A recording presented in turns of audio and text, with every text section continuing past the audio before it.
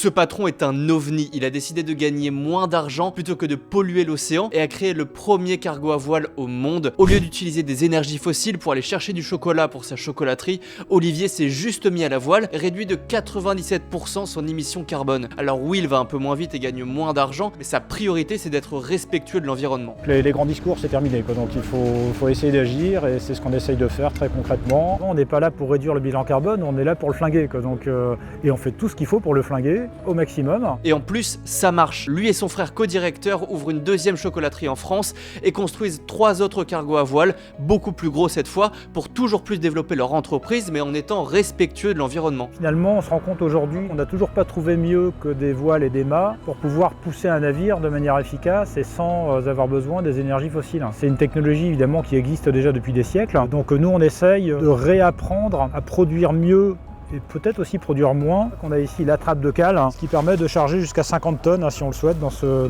navire. Des produits, donc du vin, il y a aussi un peu de chocolat, du chocolat Grand Seil évidemment. On essaye de prioriser les produits bio qui indirectement laissent un peu plus de place à la biodiversité, donc au-delà du bilan carbone. Il faut également faire attention au type de produits qu'on transporte. On n'a pas prévu de s'arrêter là, l'objectif il est quand même de massifier le transport bas carbone, de montrer que c'est une solution qui est tout à fait viable. Derrière ce premier navire de 50 mètres, il y en a 3 autres qui vont arriver d'ici 2026, et ce qui va permettre de densifier la route en raison d'un départ tous les 15 jours. Donc avec ce premier navire, on va mettre environ entre 24 et 28 jours, et avec Grand Seil 2, on sera plutôt entre 15 et 18 jours. La capacité en cale va passer de 50 tonnes à 350 tonnes. En tout cas, nous on essaye de montrer que c'est possible. Il faut que le plaisir de la vie reste présent, évidemment, donc il ne s'agit pas de tomber dans une écologie punitive.